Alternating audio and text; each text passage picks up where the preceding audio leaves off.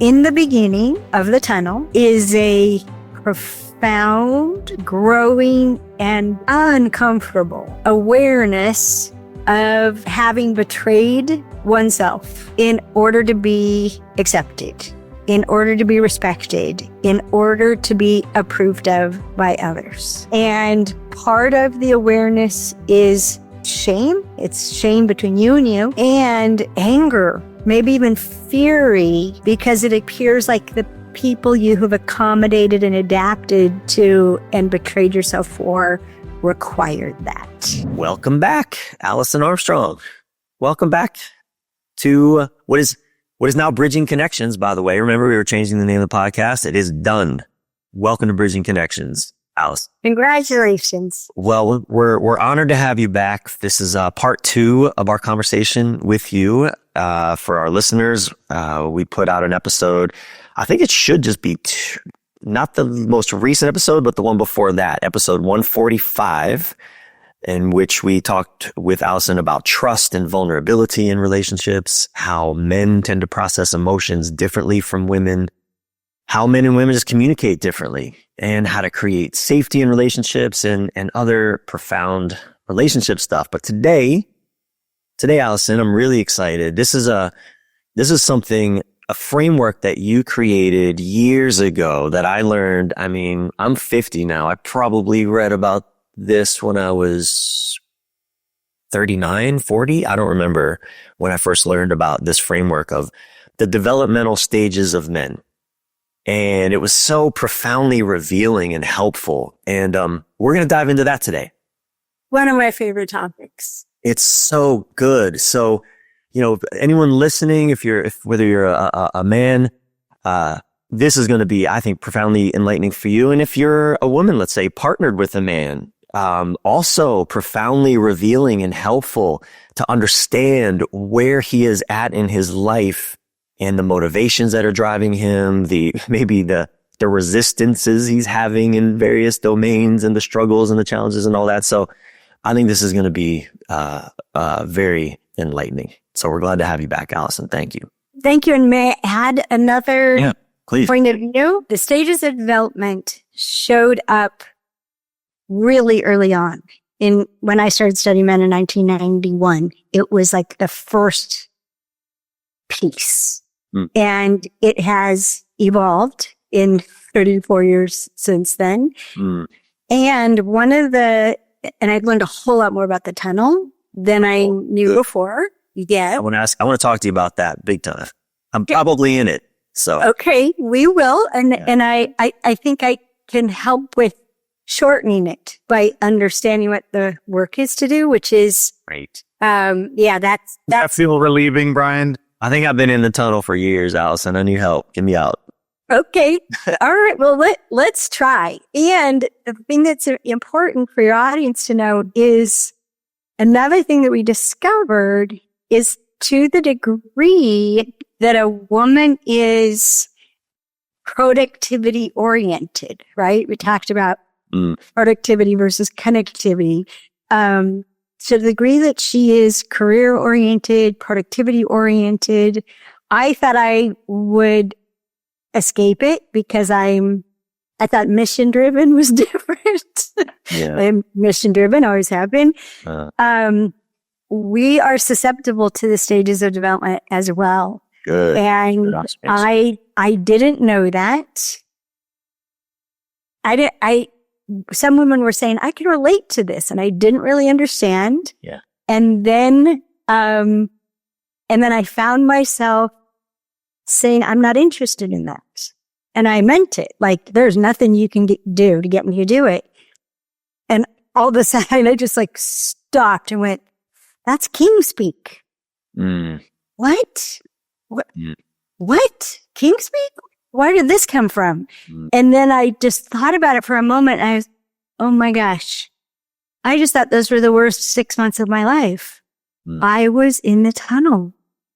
Oh my goodness. I was in the tunnel and I just came out. Wow. Right? And then even after my husband died, I started hearing myself speaking differently. And I was like, am I eldering? I like to put it in ing rather than a label, right? I like that. Or this. And that's one of the things I warn women, and I've warned myself forever, never tell a man what stage he's in. Don't ever do it, and don't ever relate to him as if he's a thing. Yeah. Don't you dare do that. Why do you find that that's not helpful, Alison? Thank you for asking, Kate. Because unfortunately, the much more common, like 90% plus percentage of women, that's 2 percentages, would use it disparagingly. He's a typical knight. Right. Such a prince. It's exhausting. Or tunnel man. That's what they call it. They call it tunnel man. Oh, he's a tunnel man. I have no idea when he's coming out. What do I do? Or, so how do I get my king? I'm ready for my king. Where do I find him? Yeah. And it's just, exactly. It's objectification, the go-to place, and it reduces a multi-dimensional, and I don't mean just emotional and intellectual and physical and a little bit spiritual. No, multi-dimensional. We have not discovered all of what a human being is yet. I'm pretty sure we haven't even figured out what all a dog is yet. But to reduce it to this thing whose behavior you think you can not only understand without asking any questions, but that you can manipulate because of the information. Yeah. Oh, he's a prince, so I'm just going to do this. You know, my wife knows, about these stages, and we'll talk about it sometimes. And actually, the way she orients or languages these stages with me is very supportive and very understanding. And so I find that, it's very helpful. It's very enjoyable in a sense. It's like, I appreciate that she sees. So I really get though how it's so easy to weaponize it as well. And that makes total sense. That's what I was picking up on. It's like what you're presenting here is it's a framework to help us understand, but we don't want to leverage it to inflict judgment, shame, guilt, things that don't ultimately serve us stepping into our greatness. It's helpful to understand, but not necessarily to, as you said, weaponize. Absolutely. And even for yourself. Yeah. Bryan, your tunnel period is going to be the perfect length of time. Yeah. I'm happy to help you with what I've understood is really being dealt with. Mm-hmm. And I've seen now even a beginning, middle, and end stage of tunnels. What's different in being engaged with it. But it's just, it's sacred. It's a sacred passage, and it's going to take as long as it takes. And are you familiar with Reverend Mary Morrissey? The name sounds familiar, but I haven't studied her work at all. Well, this is totally relevant. And I know we're going to distinguish how the stages go, but since we brought up the tunnel, Mary Morrissey does a talk called Saturday. And I got to be there. She did it for a group that we belonged to and she was part of. And she's a minister, and she said, well, Jesus was crucified on a Friday, and that was quite common back then. But on Sunday, something very different happened on Sunday that was not common back then. Okay. And he was resurrected, right? And she paused and she said, so my question is, what happened on Saturday? Huh. And she had been crucified because of something her ex-husband had done. And it was good for her to think about it. She sat in her Saturday. And I was told this story when I had just felt like I could be crucified by something I had no awareness of. And I was in such a state of terror. I was practically frozen. And I was trying to escape, like clawing dirt and rocks with my fingernails. I was trying to escape it as quickly as possible. And when I heard that talk, I realized that's how I always operated. And I committed to my Saturday that I was going to let myself be here for as long as it took and learn everything I needed to learn to never end up here again. And that commitment, and I did it again a few months ago, I realized I was trying to escape something and just went, oh, Mary, Saturday. Okay, just be there, look around, feel what you can feel, see what you see, end up literally resurrected from it. Yeah. And it fits perfectly with the tunnel because as one man said to me, he said, it's with every step you take, it gets darker. Alison, can you not everyone that's listening is fully aware of what you mean by the tunnel. So could you just give some context here? Yeah. Well, let's put a pin in that and we'll start at the beginning. I think that's a great idea because we got listeners going, what are we talking about? Give me the stages. Let's back up and outline those real quick. Thank you. Okay. So first, as a context, childhood development, right? Children's development. You can have a career in childhood development and in studying it. And they're predictable stages in a child's development. And whether it's Maria Montessori or one of the other people who contributed to the work, they're distinguished in different ways and they have signs that this is the stage that a child's in. There's things that are being developed in that stage. There's things that they can do in each stage. There's things they can't do in each stage. Mm-hmm. There's things they used to do that they won't do anymore. And there's usually something they do that'll drive you crazy in every stage. Right. And with 3 children, I can relate to this. But what people don't know is that it doesn't stop. And I think there's one woman whose work my husband really respected about someone who went on.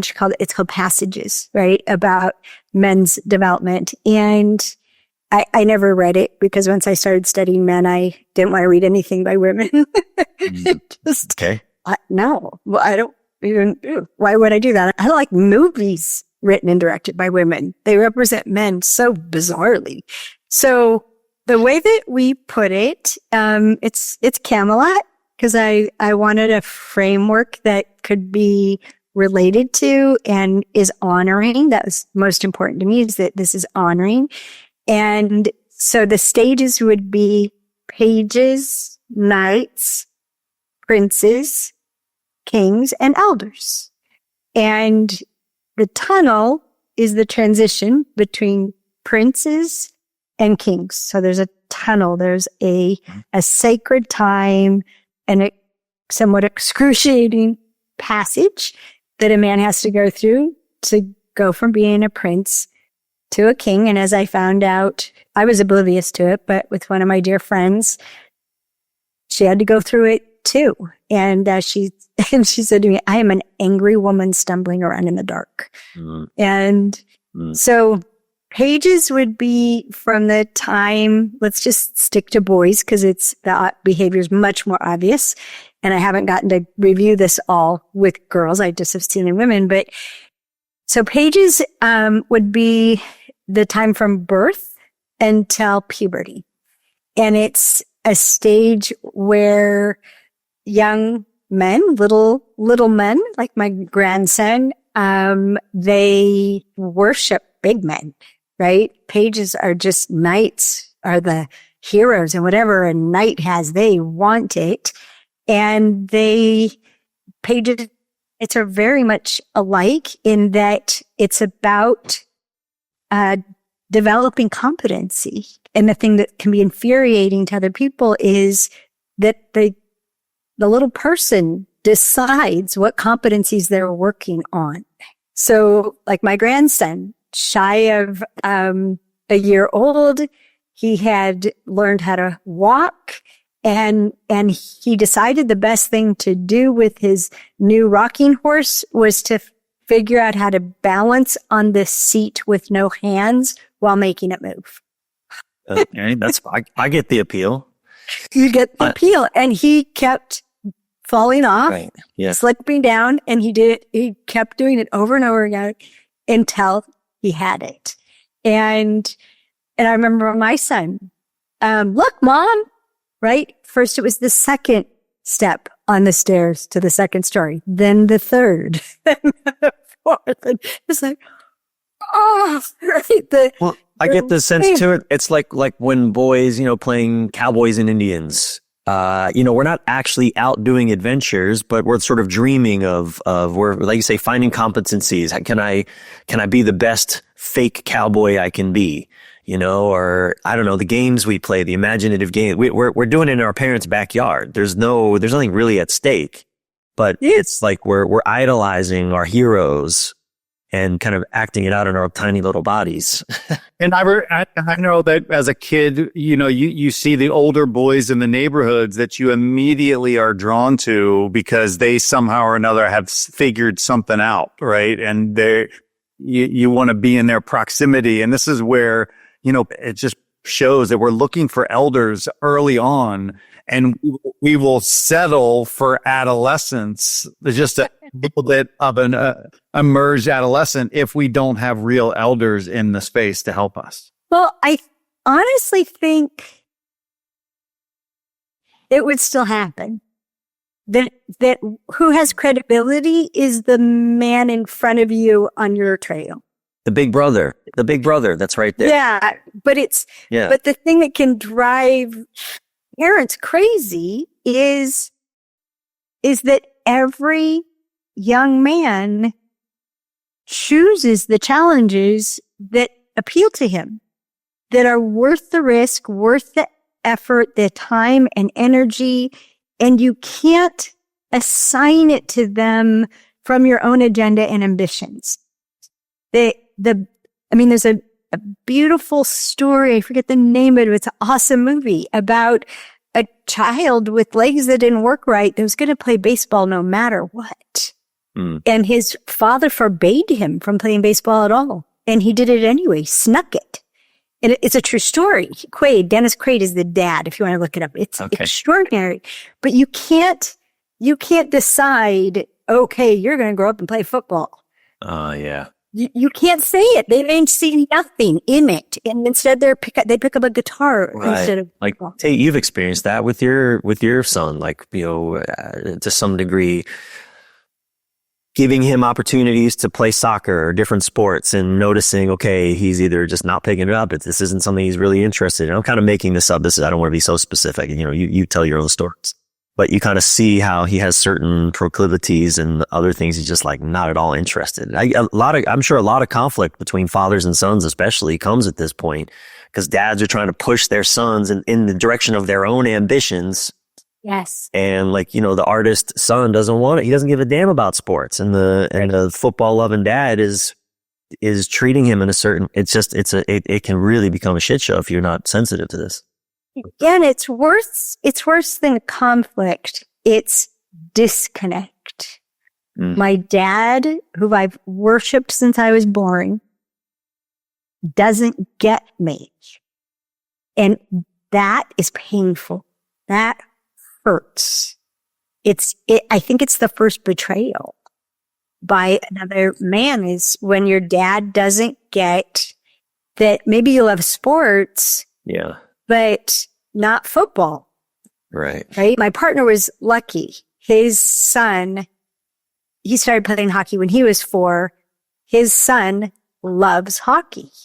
Now with 2 dislocated shoulders, multiple dislocations, he hardly gets to play anymore. And he's turned to golf and tennis, which fortunately his dad loves too. And they get to play together. But it's just, that just doesn't happen that often where they're going to choose this same path. Yeah. And without the support, the encouragement, even the appreciation, the admiration. If you think about, and this is for any of the women listening, just pay attention to this because it applies to all people. Whose admiration do you need the most? You need admiration the most from the people you admire. You admire your dad, you're craving his admiration, whether you're a man or a woman. You admire your big brother, your big sister, you admire the neighbor. Makes sense. So if you take Paige, just extend that. Okay? What gets added with puberty is sex drives, the distraction of females, and most importantly, your homies, your guys, your friends, the loyalty. This is where pack shows up. Pack shows up at puberty for young men. And so there's still all the challenge. There's still all the, I pick what's worth doing, and you can't make me do anything else, especially not well. But what clicks in there, and I watched it with my son, and it just, like, his loyalty to his friends was stunning. I mean, he sacrificed himself to not betray his friends. And to him, it was obvious that you do that. Right. Yeah. And yeah. And I got behind it. Oh, and a lot of parents would protect their child and diss that loyalty that their child experienced.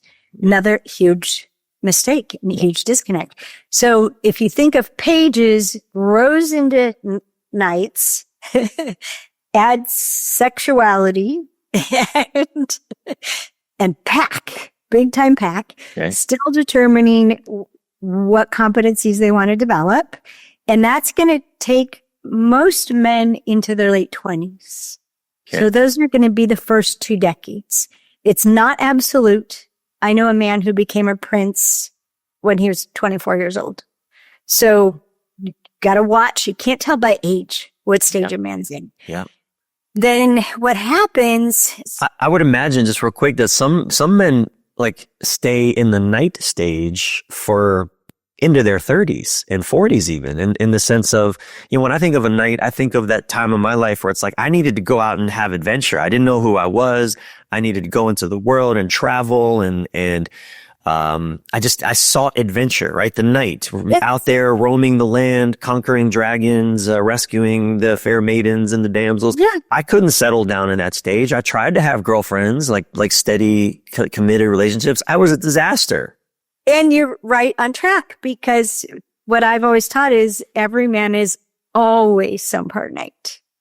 It doesn't go away. The need for adventure, even if it's city slickers a week a year, right? The need for challenge of your own choosing and adventure, it doesn't go away, and it depends on the man. I mean, my father always had a high need of adventure. He was an extreme skier before they had a name for it. He was racing sailboats in his 60s, right? He was hang gliding even after a back injury in his 70s. So, Alison, one of the things that I'm really aware of, and I believe that what you're saying is absolutely true, that we men need adventure. And so if we're going to go on adventure, what's clear to me anyway, is that there's 2 options for us. One is to go on healthy adventures that really enliven us and serve us.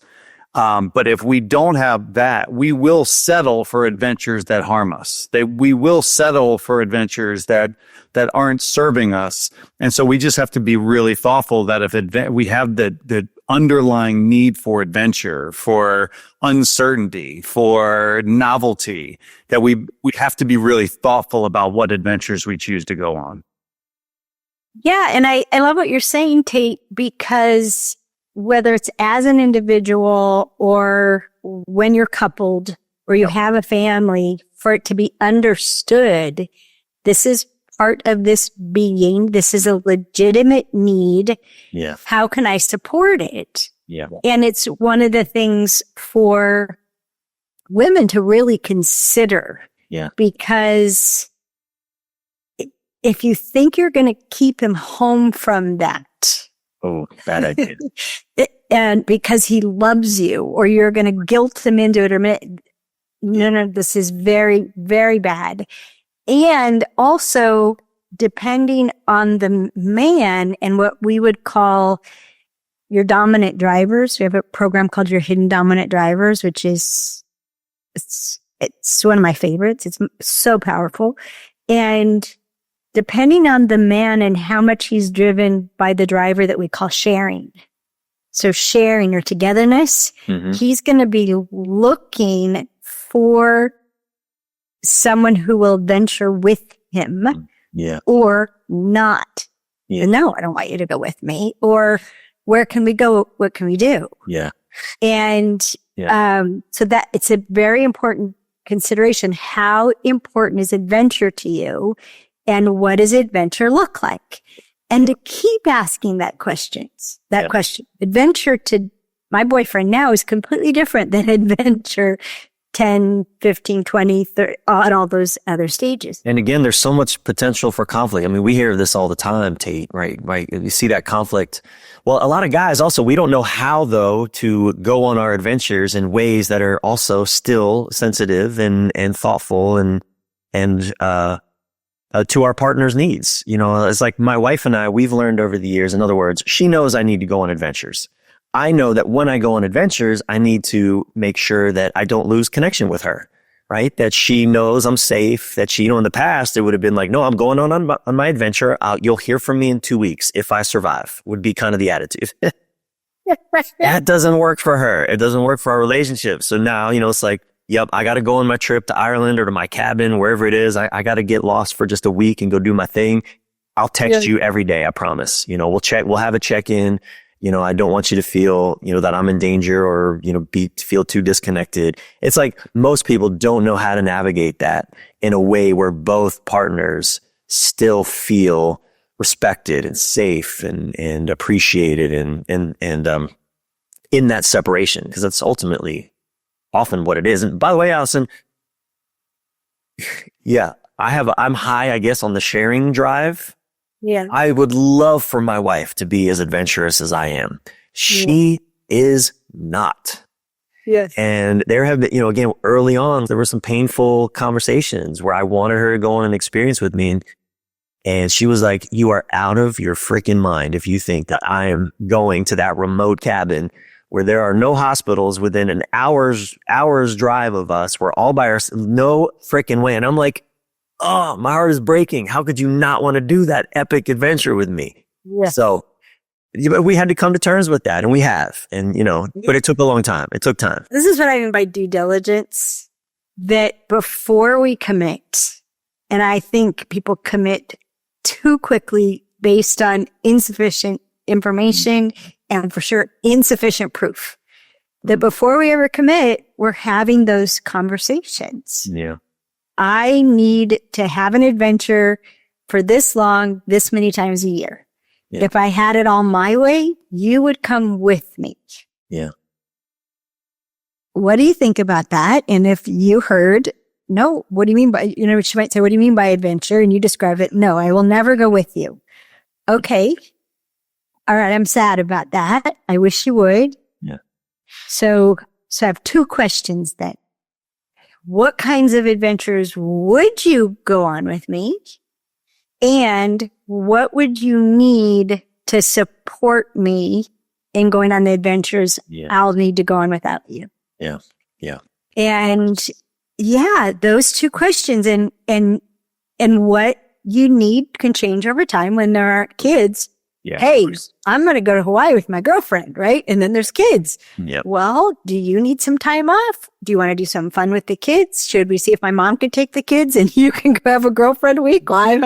How do we do this so that it's a supportive, empowering thing for both of us? Totally. Yeah. Or even how long can I go that it's no problem? Yeah. Right? Yeah. Oh, definitely. Yeah. My wife and I, we're not in full agreement on this, but we've settled on 3 weeks apart. Yes. I advocate for more. She honestly would advocate for less, but that's kind of our happy, not so happy compromise. It's happy. I get it. I get it. Yeah. So this adventure thing keeps going. It's a really important thing to know about any man, a woman commits to. It's an important thing to know and honor about yourself. And to your point, Tate, what's a healthy expression of adventure? And if it keeps getting shut down, I think it's worse than being an unhealthy expression of it. I think when we keep being shut down, we just want to escape our lives. Yeah. And we'll engage in some form of what I call anesthesia and entertainment. Something that will make us numb or distracted or both. Yeah. And whether it's sex or food or, Yeah. video games. Exactly. And I'm a big supporter of people picking how they get numb and distracted, because I think being human is excruciating some of the time. And every day I say, I'm tapping out of being here. And so it's just all these things about us, whether it's our need for productivity or a need for alone time or whatever it is that we truly need, which means it has a big upside and a big downside. It's met all these great capacities. If it's not met, not so good. Let's jump to Prince. Let's go. Okay. So, Prince, we distinguish princes in phases. So we've got these stages of development, and then there's an early prince, a middle prince, and a late prince. And the huge difference is the early prince is really gravitationally pulled towards that adventure, but has a sense of this isn't enough anymore. There's something I'm supposed to do. I need to build something. I have nothing. I look around and I have nothing. Yeah. It's time to build. And some men know immediately where they're going to build. They're perfectly clear. Yeah. And it's time to begin now. Some have to try things for years. Try one thing and then another thing and then another thing. And when I talked to my dad about this, he did it until he was 50 years old. And meanwhile, he had 3 kids by the time he was 22. So it's kind of, stage is disrupted. I can very much relate to that after, as I only really in looking backwards in many ways, right? But I could see as my night stage was coming to a close, I kind of look around and realize I don't really have anything to show for all my exploits and I have consciousness, I have knowledge, I have experience, but I don't have a home, I don't have a family, I don't have much in the bank account. Like I've got all I've got is the armor I'm wearing, the horse that I'm riding, and boy, that horse is tired, by the way. And I was a Dodge Durango, it was on its last legs. and I was really ready to plant my flag in the ground and say, here is where I build. And that didn't really happen for me until my late 30s. I met my wife, the woman that's my wife, at 41. And until her, I wasn't ready. I just wasn't ready for the groundedness that a real and enduring relationship was going to bring into my life. I wasn't ready for it. I was too adventurous in a way. I just couldn't do it. And so I really can relate to that early stage of Prince. Like, this is it. Flagpole planted. Let's build. That takes you into the middle stage. You plant that pole. This is it. This is where I'm building. That begins the middle prince phase. And middle prince as nose to the grindstone. Yeah. Bert in Keys to the Kingdom, the prequel to the Queen's Code, he described it as this kind of torture, because there's what his family needed from him and what his business needed from him. And he couldn't not do what his business needed from him. Mm-hmm. He had to do it. Yeah. Yeah. And he was grateful that his wife, Claudia, understood what he was doing. Mm-hmm. And the way Claudia would describe it is, when you're committed to a middle prince, a man who's middle princing, you have to interact with enough. You have to disconnect from the ideal picture in your head. Mm-hmm. What is enough time with him? What is enough support from him? What is enough attention from him? What is literally the bare minimum that is enough? This is where I first encountered a man's got to do what a man's got to do. And I don't know if I told you guys last time, I started studying men with the question, what if men are responding to women? And when I encountered the stages of development, this was the first big thing that was obvious, that men are not responding to women. It has nothing to do with loving you, respecting you, caring about you, aching for you, being attracted to you.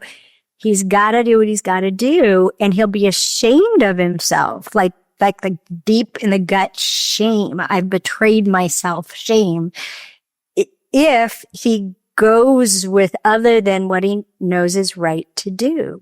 Interesting. Yeah. Yeah. So middle princes, this we have seen as quantifiable, that from the time you put the stake in the ground, it's 10 to 12 years. Okay. Yeah. 10 to 12 years from the stake in the ground, which fits perfectly because you're talking about 38 and 50. Well, this is interesting because, right around 40, it's like I put the stake in the ground. Okay, I am a writer. I'm an author. I'm a coach. I'm a relationship coach. I'm like, coaching is my thing. Let's go. I'm a teacher, facilitator. We're like, let's go. Here we go. And I remember the feeling of exhilaration of having planted that, and life is responding. Things are starting to work. Clients are coming, people are reading my work. Like, it's just like, oh, yeah, let's go. And then the grind of many, many years of doing that. And, Tate and I, the last 5 years, Tate, some of the programs that we've built, like, we have been saying no's to the grindstone. And meanwhile, my wife is in the house and I love her and I'm glad she's here, but also, get out of my damn way, woman. I'm doing something here. Do not come into my office when I'm working. So that's really interesting. And that's, it's easily been, when I tell people I really started coaching, it's like been 12, 13 years now. And so I'm at a kind of long in the tooth in a sense. Well, to take us through, because I'm not even sure that, the tunnel is this mystical, mysterious thing. So keep us going. Let's go there. And then I'm sorry what I'm about to say, because it may cause mental, physical, and emotional pain. Okay. It may cause that. And just think of Saturday. It's Saturday. Commit to your Saturday. So after about 10 to 12 years, there's enough points on the scoreboard. There's enough of what you wanted to build built. That your nose comes up from the grindstone and looks around. Okay, we're almost there. And feels good. We're almost there. This is going to be awesome. And then that seems to last for about 6 months. Late Prince, about 6 months, pumped at what's been accomplished. Doesn't have to be perfect to still be pumped. And then the tunnel arises, and it can happen prematurely. Like, if your fathers or whoever you see of as your father is the person at a head with accountability for maybe a bigger family picture, if their mortality becomes obvious, they have a heart attack or they die. A man can get pitched into the tunnel by something like that when hasn't had that 6 months. I imagine, Alison, what you're talking about here too can be very complex. The pandemic hit. I think I was 46, I guess. What's it been? For about 4 years. I was 40, and a pandemic hit. My wife and I experienced a number of losses in terms of, like, I've shared some of these things. We discovered that we couldn't have a child together. That was devastating. Then, shortly after that, talk about father. I hadn't really had a relationship with him in 20 plus years, but then there was this final closing of any relationship at all with him. Like, it was the death. I was doing therapy at the time, like really, really processing all my dad's stuff. And this was only 3 years ago. Finally, really confronting all that. And then he didn't die, but in a way, any hope I had of a relationship with him while he was alive, that died. Yeah. And so it's like, I want to be, and you say this, I think, in other parts in your work, I just want to speak to it here. It's like, these things they're not so linear and so black and white and so clean. It's messy. It's, and I think, again, I think just my journey is evidence of that. I haven't lived a conventional life. In many ways, I relate to what your father said about, not planting his flag in the ground until he was like 50, and meanwhile he'd had 3 kids already. And so he had 3 grown kids by then. Oh, great. Yeah, right. So yeah, my dad was 22 when I was born. Yeah. Wow. Yeah. He was 23 with 3 kids under the age of 4, if you can imagine. And he battered the dude. Okay. Let's do the tunnel. Let's do it. All right. So this is what I've seen, and I have not had space to dedicate to it. I guess this is getting revisited in the King's Code, because Keys of the Kingdom is all about the stages of development. Mm-hmm. And then we don't pay any attention. We pay a little bit of attention to it in the Queen's Code, mm-hmm. because Jack is a king. Kimberly's trying to figure out he's a real man. How do I do this? Right. Your books. Yeah. All right. So I'm going to do the best I can with it. The picture's not all revealed yet. Okay. So in the beginning of the tunnel is a profound, growing, and uncomfortable awareness of having betrayed oneself in order to be accepted, in order to be respected, in order to be approved of by others. And part of the awareness is shame, which is, and I don't mean any shaming. It's shame between you and you. Women experience this too. And anger, maybe even fury, because it appears like the people you have accommodated and adapted to and betrayed yourself for required that. That they demanded it, that they caused it. And so there's shame and pissed. Do you mean something like, for example, a story that men often tell in our heads, although you kind of contradicted this earlier, and I think appropriately so, but there's a story we men often tell: I have to do this work because my family needs me to, because I have to pay the bills. I have to, even if I love my work, I can't get out of this. I'm locked in. I'm doing this for them, and I'm selling a part of myself out for them. Is that kind of also what you're pointing at? Yeah, that can fit, because he's doing what he thinks is right to do, but there can be an added component. So say 5 years before, he was like, honey, I really want to pursue a career in music. It's who I am. It's who I've always been. I've been working hard to support the family.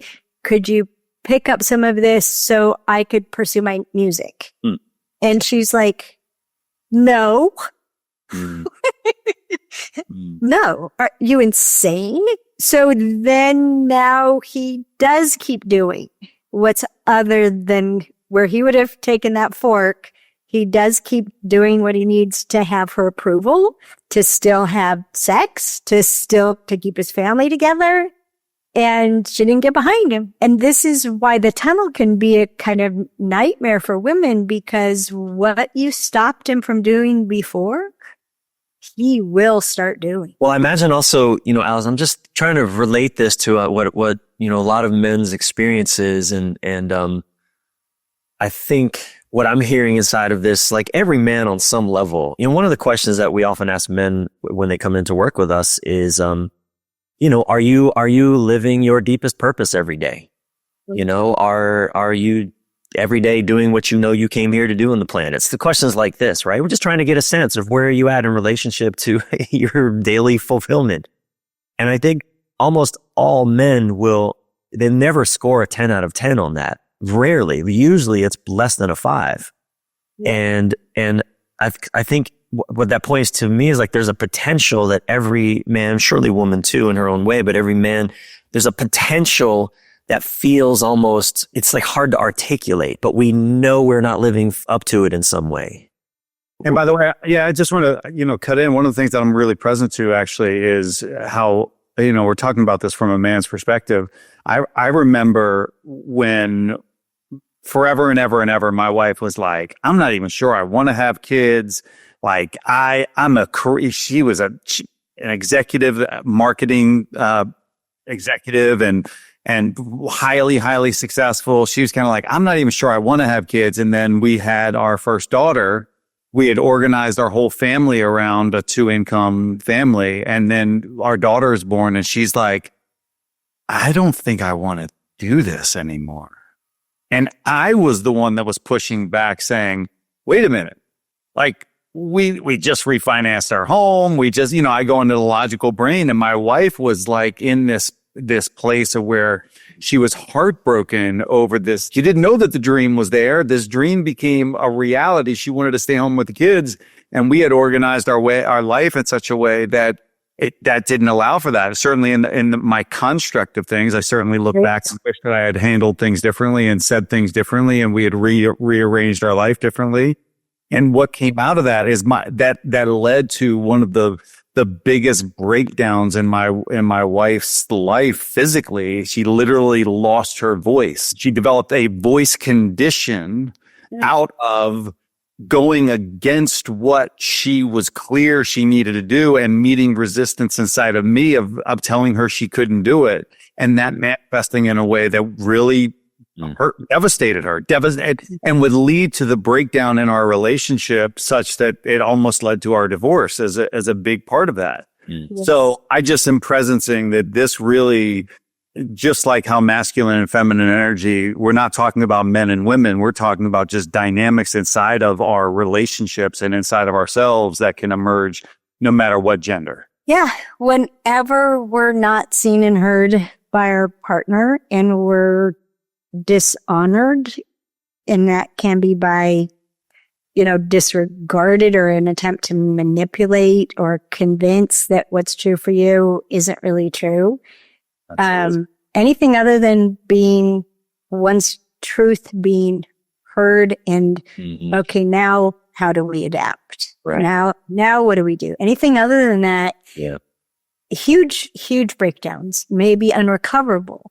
And yeah, I was there to take care of my grandson when my daughter had to go back to work for only 1 month, and tears streaming down her face, holding Leon, saying, this is my job. Right here. This is my job. It's like, I get it, honey. I'll bring him to you at lunch. And we often don't know how motherhood's gonna strike us. We don't know how our brain changes, how one sniff of that newborn opens up the care and 10 part of the brain and changes all the priorities. And we don't know that that's going to happen. And women who are terrified of having a child because they experience no maternal instinct, all of a sudden, they're a mama bear. Okay. So you got first part of the tunnel, a profound awareness. And I think it begins with a little awareness, and it gets bigger and bigger and bigger of, oh my gosh. And I betrayed myself there. And I've accommodated these people, and I've done things to get their respect I'm disgusted with myself for. And when I'm done to be accepted over here, and for my mom and my dad it just it can mushroom in this. I tell women, princes are highly adaptable. But then you hit the tunnel and you see how you've adapted and can be horrified. So what I've seen that will stall the tunnel is just staying ashamed and angry. Just staying ashamed and angry that you all made me do this. Yes, totally. And just stuck right there. Cynical and pissed off. Yes. Aggravated and stuck and powerless, a feeling of powerlessness, which dread, shame, and powerlessness, top 3 horrible feelings for human beings. And in my assertion, so that's what's happening. And then it appears that there's an owning, that the middle would be an owning of, I picked that. I chose this. I decided to adapt. I decided to let it stand. I made the choice of not giving up that Right. for what I wanted to do. I did it. So there's a piece of responsibility. Yeah, it's a big deal. And that's pretty tough. And I know both forgiveness it's a good time. Yep. I harmed myself and I own that. Yeah. And I forgive myself. Yeah. Yep. And I harmed myself by adapting to that. And I own that.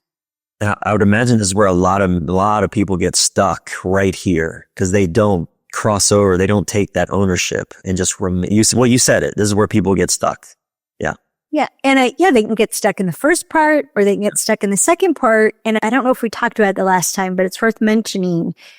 Part of it is the belief that men have that the feeling of shame means they're a dishonorable man. And then I'm just a dishonorable man. I discuss myself. Instead of what I discovered, no, only honorable people feel shame. The feeling of shame is a sign of an honorable person. Going through this part is a sign of an honorable person. And so you can just make a list. I harmed myself by, and I harmed myself when, and just 1 or 2 word answers. Just write it down, write it down, write it down, write it down. I own that. I own that. I own that. And it's something that you all can provide in your coaching, that you're listening to them as an honorable person and saying thank you for owning that. Yeah. Anything else about that? Oh, and I did this too. Thank you for owning that. Yeah. Anything else about that? No. Yeah. Do you forgive yourself? No. Okay, so then what else about that?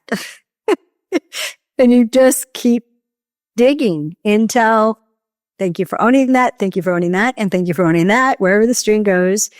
And when you ask the question, do you forgive yourself? And they finally go, yes. And they might say, yes, I forgive myself for, and they may mention every single thing, or yes, I forgive myself for all that. And what I had to do, when we developed this process and for the being extraordinary as a man was, God, it's just so amazing when you hear what a man is ashamed of himself for, and a woman too, you find out what they're really committed to. Yeah.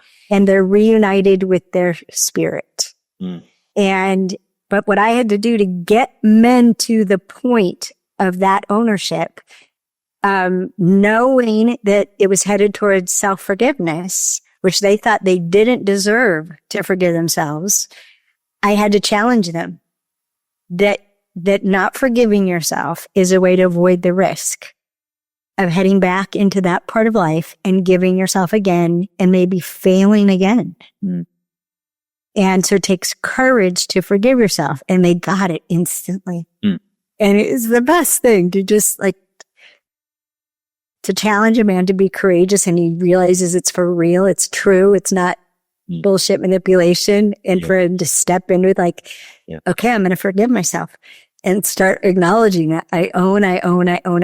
Now, I caution you guys, if you take this on, and I encourage you to, and we teach how to do it in Extreme Freedom, of course, on our website with no prerequisites, don't have them ever say anything that's a felony. Okay. Say, I harmed myself when I did something bad. Because the moment they name a felony, you're an accomplice after the fact. I was taught this by law enforcement. They make everybody an accomplice when you do that. So let's imagine that someone does this. I think unless you're a therapist, therapists don't actually have to report past harms. The ones that might happen are the ones they have to report? The ones that might happen, exactly. Okay, good. Yeah. Well, I'm not a therapist. So, and in our courses, men did this in groups, right? So don't have your trio end up as accomplices. So imagine that this has happened, right? The confronting and owning. Every decision was mine. Yeah. Even the things that seemed like they weren't mine, how I reacted to them was mine. Yeah. Then it goes into the third stage. And this is where I see men lost as well. And the man that I learned this from, he had been lost for 2 years in that part and stayed lost for 2 more years after I met him. Mm-hmm. And that's how I got to see this. And what he was lost in, he'd gone through the first 2 stages, and what he was lost in was he wasn't willing to pay the price of no longer adapting, no longer contorting, no longer betraying himself. He wasn't willing to lose what he hallucinated, literally. He thought it would happen, and it did not happen when he finally confronted it. It did not happen. He didn't lose what he was sure he was going to lose. But he was certain the entire time that if he told his truth and stopped adapting, he would lose the love of his favorite sister and the respect of his family.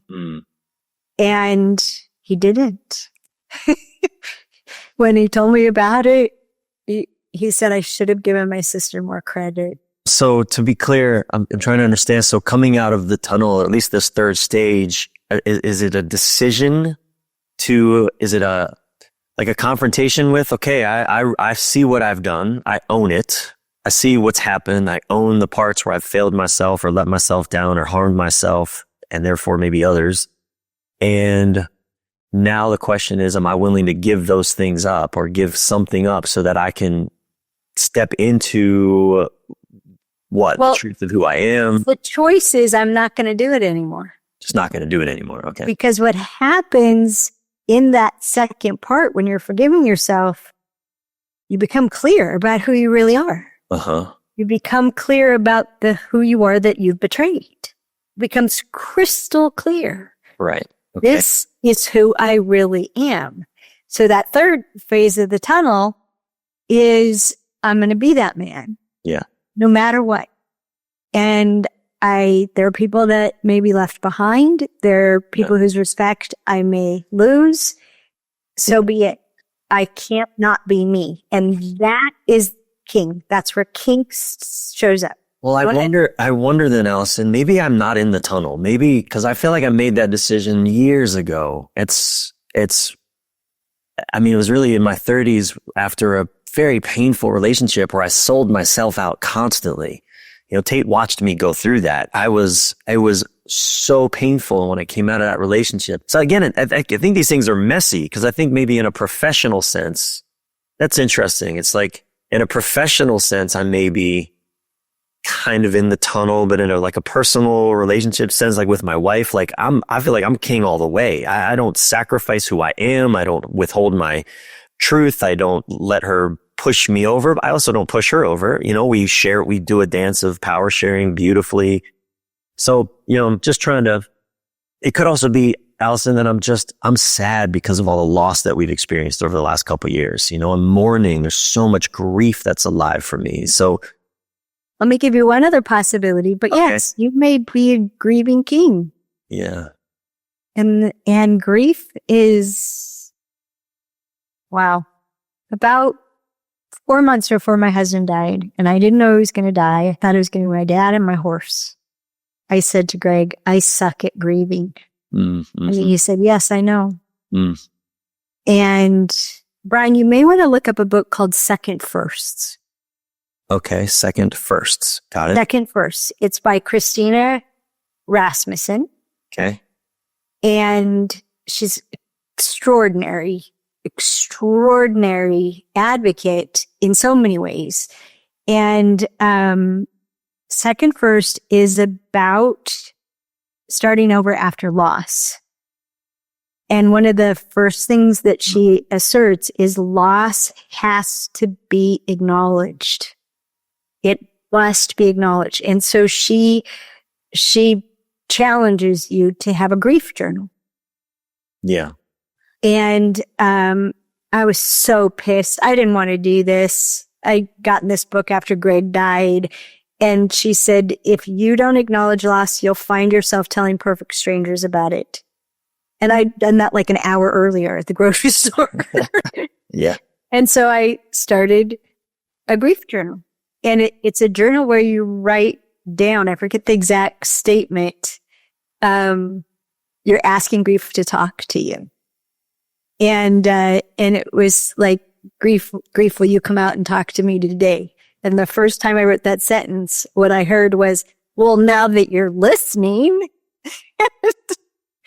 And it just allows you to pour it out on a page. If you looked at the writing, it was all cursive, no spaces. And I'd go back and try to cross a T just to be able to tell what it was. Put the X, right? It just poured out, and it saved me. Really. And then she goes on with other steps, what to do. Great. Okay. I can get that about you because you do not feel like a tunnel man. You don't feel like it. But another place that may have happened is about 10% of kings become elders. And for everybody else, kings are characterized by being clear about what they are and what they're not. You can tell them by when they say, I'm not interested in that. There's no budging. They will not touch what they're not interested in. Yeah. They will, without solicitation, they will give unsolicited advice. They're clear about what they're clear about. They'll tell you what to do. A lot. It's taken decades to form these opinions. It's the best of what they've got to give, and the people that they own is their own. Their kingdom, the people they're committed to providing for, they're going to provide come hell or high water. And it's really important, whether you're adapting to someone you've been with for a long time or you're choosing to be with someone, to find out what do they consider theirs to provide. Because they've got to provide it, and it's got to be appreciated. And if they are stymied from providing it or not appreciated for it, they will go do it someplace else. They have to. Yeah. And most men live out their lives as kings. There's a tiny percentage, and I wish I didn't know them, any of these, who become emperors. They like to cause other kings to submit. They like to rule other kings, and it's worrisome. Just in it for the power. It is worrisome. Yeah, I can see that. Totally. That wiring, and I wish I hadn't witnessed it. Yeah. But I think it's just like the tiny percentage of unhealthy people that can cause a lot of damage. But it seems like about 10% of kings go through a next step, and I've gotten to talk to, I remember the first man I got to talk to about this, he said, I remember exactly when it happened. And he got to describe to me what shifted. And the biggest thing that shifted when he went from a king to an elder, there's three things. One is there's nothing left to prove. Another is there's no more ambition. There's no ambition. I have done enough. Yeah. And another, and when Mac distinguished this for me, he stopped giving advice. And why he stopped giving advice was, and I have to teach women about this, there's an element of giving advice that is a willingness to be accountable for the other person's results. And what he noticed was he stopped giving advice because I wasn't willing to be accountable for other people's results anymore. Yeah. And instead, you can tell elders by, this is one of the ways I could see, I'm eldering, is they shift from you should to you might think about. Yeah. Wow. Well, I'll tell you just the things you're sharing. That's one thing that I have noticed is, look, I haven't achieved everything that when I was, 40, I would have said, let's achieve. Tate and I are still focusing. There's certain business goals we really want to hit that we haven't hit. But at the same time, the ambition, I think a lot of something David White said, the poet David White, about ambition. Like he said, ambition is a word for the young. It's ambition can get you to the horizon, but it doesn't carry you beyond. And, I sit with that a lot because I've kind of realized no matter what I do or achieve or accomplish on some level, so what? There's almost not a cynical futility, but a realization that there's no more that I could do that is going to somehow save me or anybody. And giving advice like, oh man. And I think that extends then to letting other people just have their experience. Look, if you want some input and feedback, I'm here for you. But otherwise, just, go live your life. You're going to go ups and downs and you might succeed here and fail there. That's life. Welcome to the party. Well, I think what you're pointing to in this, where I'm like grinning and giggling, that the conclusion of this conversation would be, you're not in the tunnel and you haven't been. That you have some loss to grieve, as we all do. But it's not anything anybody teaches you that we think the end of our ambition, of the feeling of ambition, will be the conclusion, the fulfillment of that ambition. We don't know that one day we'll turn around and it's just gone. Yeah. And we're left with, I've done enough. Yeah. And there's things I'd like to do. It'd be really cool to do, but I've done enough. Mm-hmm. And I mean, I'll tell you something funny because, that arrived for me in 2019 and was showing up in 2020 when I just felt like I was like, I'm winding down. And because I'm winding down, I have space to support someone. I was in a relationship with this man who was in the tunnel and I was prepared to support him. And when he came out and was going to build a new life, that I'd support him. On my birthday, I got a message because I get messages. And the message was, yeah, you've done about 10% of what we need you to do. And that sounds about right. I could relate to that. 10%, yeah, that feels true to me. And the first reaction to you've done well less than 10% was a bad reaction. I said a bad word and I was in a deep state of prayer. So, but then within a couple hours, I was so excited. I was like, oh, I'm not winding down. I have more to do. Yay, I have more to do. But it's a more to do without ambition. Yeah. Which means it's all play.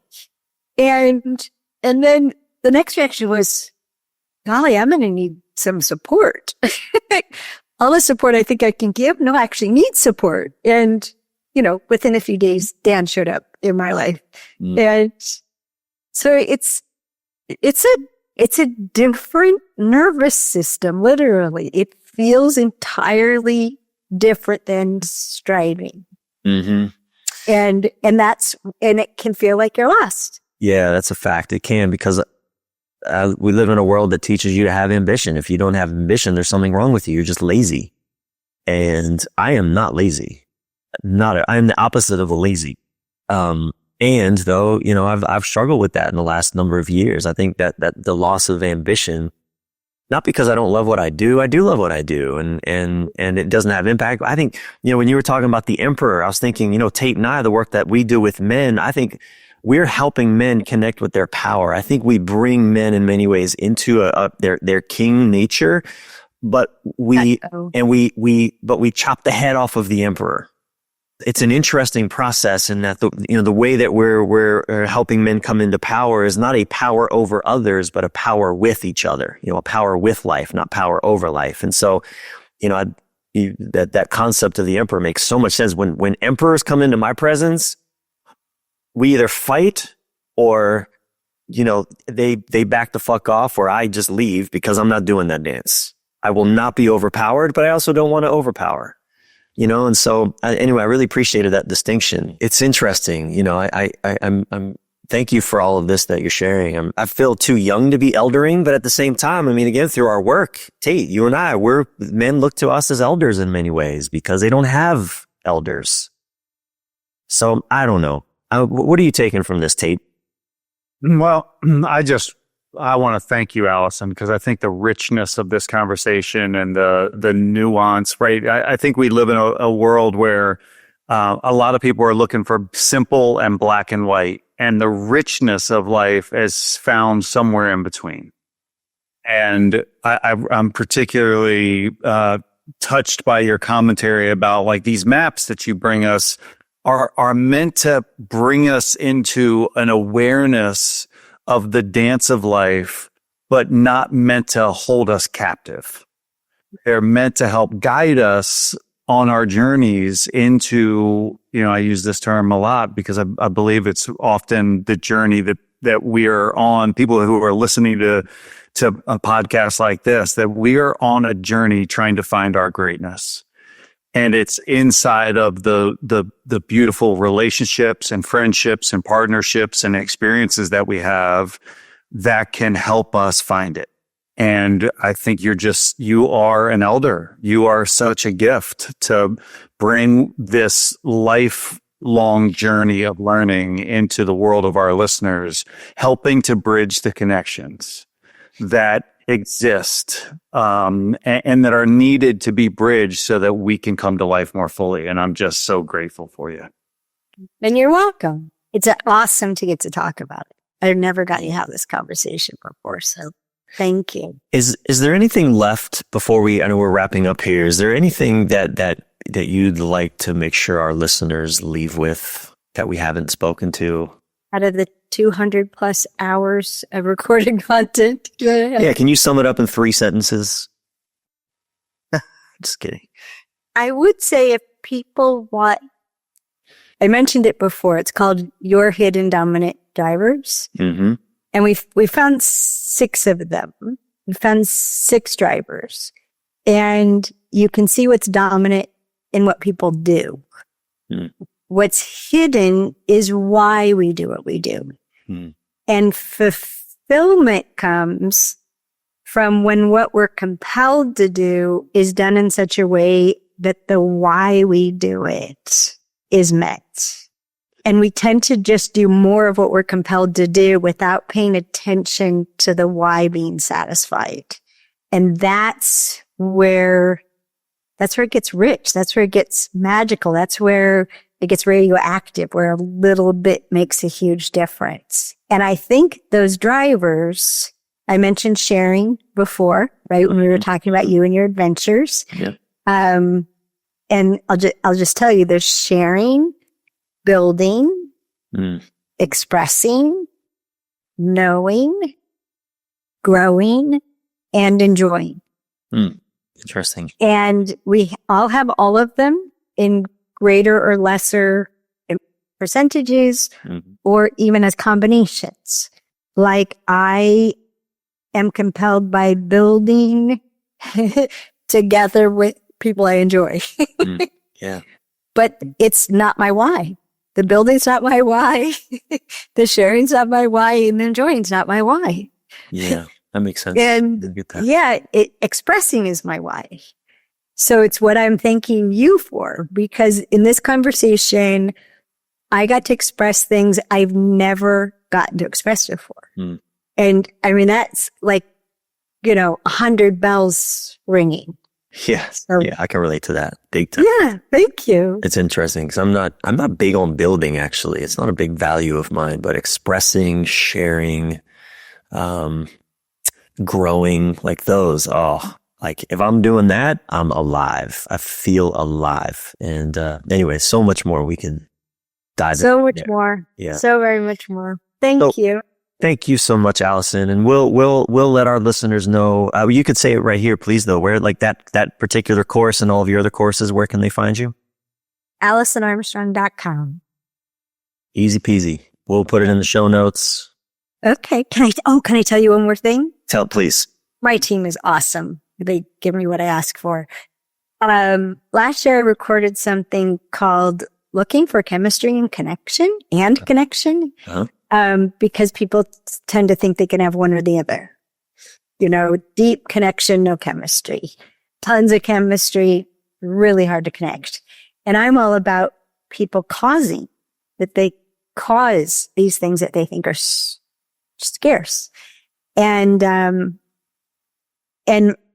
on Monday, Chemistry and Connection is going on our YouTube channel, which is Alison Armstrong Videos, Okay. YouTube /Alison Armstrong Videos. It's going on our YouTube channel for the world for free. Oh, great. To watch. And there's Great. 6 little chapters, so people can do it Great. 10, 15 minutes at a time. And Okay. it leaves someone completely with the ability to cause more or less chemistry, to cause more or less connection, whatever serves them. Okay. They get to cause it. If you're listening to this now, that's already out. It's already on Alison's channel. We'll also put that link on our show notes as well. That'd be great. Yeah. Thank you so much, Alison. This has been Thank you, Alison. such a delight to speak with you. A long time in coming. Again, I've been studying your work for many, many years, and I'm so grateful for you. And this has just been a real joy. Thank you so much. Mhm.